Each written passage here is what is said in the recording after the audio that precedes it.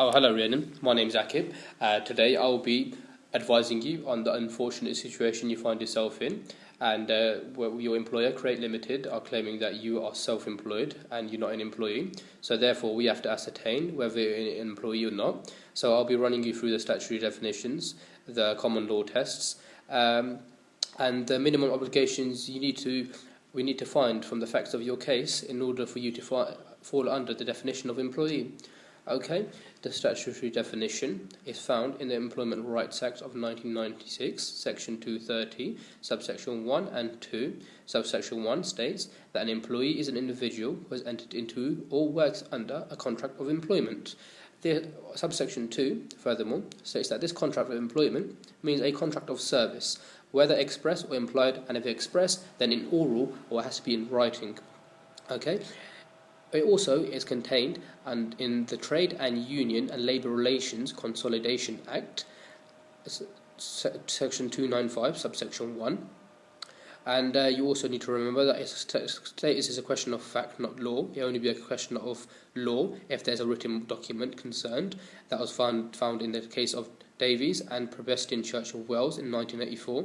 But obviously, in your case, we don't need to concern ourselves with that, as there is no written document that you've provided us with. And looking for your case, it's purely on what you have told me. Okay, the statutory definitions you might find are quite ambiguous, and therefore we need to look at the common law tests which have been developed by the courts. Okay, is that okay so far? Okay, I'll carry on. That the first test that in the common law test is the integration test. This was found in Stevenson, Jordan and Harrison Limited and MacDonald and Evans in 1952. Judgment was given by Lord Justice Denning.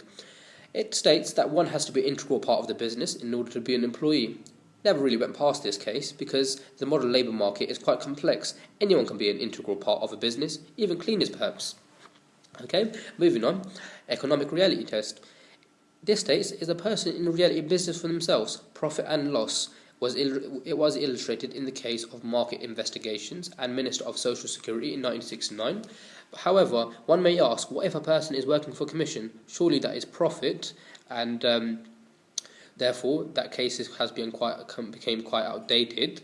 Okay, moving on. The third test is the minimum mutuality of obligation test, and this test asks whether there is an obligation on the enterprise to provide a minimal or reasonable amount of work.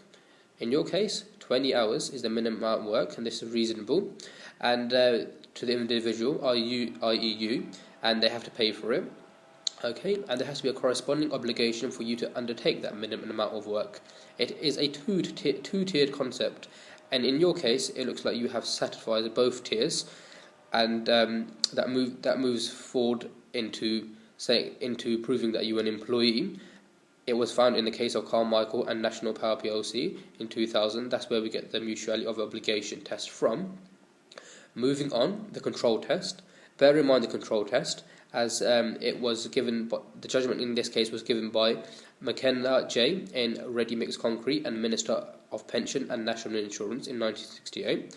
The reason I say bear in mind is because this case has laid down the rules for the courts today, and it shows the minimum obligations for you to prove in order for you to come under the definition of an employee, and that was Ready Mix Concrete and Minister of Pension and National Insurance. The first limb of that is that an individual must provide his or her own work and exercise skill in the performance of his or her work in return for wages. From looking at the facts of your case, you are software. You develop software, and that means you exercise skill in the performance of your work, and obviously you get wages. So you have satisfied that limb. Furthermore, the second limb is the individual must subject him or herself to the control of the other to a sufficient degree, and obviously you have subject yourself to the control of Create Limited to a sufficient degree. Through the minimum hours you work, which is 20 hours. You also have to be on call, so to speak, as in you have to be available in any case of they need you for problems they have with software. So that, I believe, there is sufficient control. Lastly, The provision of the contract must be consistent with the contract of services, i.e., it cannot give a unlimited power substitution, which means you cannot let anyone else substitute you. It has to be quite constricted. I mean, you haven't told us whether you can have someone to substitute you. However, if it is the case that you have unlimited power substitution, i.e. anyone can replace you, then we may find that you're not an employee, you are self-employed, and that was found in the case of Tanton. And however, if there is a limited right of substitution, as was found in the case of McFarlane, then we may find that you are actually an employee. Okay, you have to do the work yourself, which we have to remember, personal service, and of course you perform that work yourself, and you do not delegate the work to anyone else. Okay, and also you have to satisfy the factual matrix, which I've explained to you. The provision of the contract must not go against the contract of services. It must be consistent with the contract of services. However, this test does have its disadvantages, as one may ask whether someone like a pilot, for example, is really under control of the airline whilst in his or her mode of work. And however, this test, the control test, has provided, like I said, the foundations of the modern test, and has moved on to the modern test.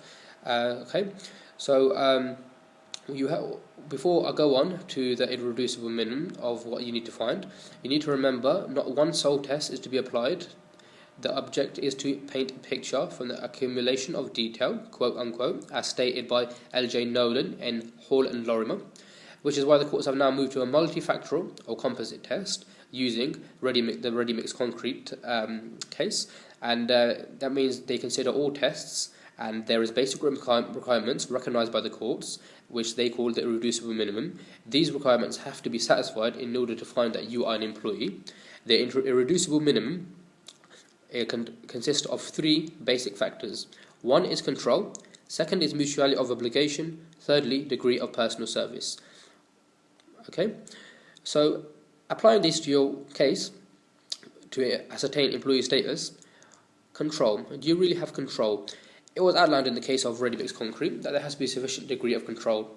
The individual, i.e. you, is deprived of his or her own work.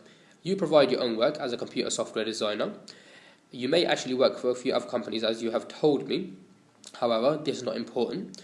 You do provide your own work and exercise skill in the mode of work in return of wages. And also you are engaging in, as I assume, as in a pay-as-you-earn scheme rather than self-employed, whereas self-employed people pay taxes at the end of the year, whilst you pay tax and national insurance throughout the year. Okay, and the reason you are also subject to the control of Create Limited is you have to be contactable in any event of emergency related to software. You're required to spend at least 20 hours per week working. And in the case of Ewens and Oakes in 1880, it was stated by Lord Justice Bramwell that the employee is subject to the command of his master in the way to do his work. Create Limited have told you that you need to develop software. So that is the command of your master into the way to do your work. Secondly, we need to move on to the mutuality of obligation. Create Limited have stated that you have to work 20 hours per week. They pay you for this, and you accept this work, and therefore you have satisfied the mutuality of obligation. And furthermore, the last test, which we need to satisfy, you have satisfied the first two, is personal service. From what I understand, like I said, you're a computer software designer, and you carry out your own work in a skilled manner, and you do not delegate your work to anyone else. Therefore, you also satisfy this condition. So I can conclude that you are an employee because you have actually satisfied the tests, the irreducible minimum. Also, personal service, the irreducible minimum of obligation, you have also satisfied. That's what I'm looking at, what you have given me, the facts you have given me. On the other hand, the courts may find that you are self-employed if your contract goes against is inconsistent against the contract of employment. However, as I have explained to you, and hopefully in a clear manner, that you have satisfied the tests. But if anything else comes to light which goes against the contract of employment, the courts may decide against your favour.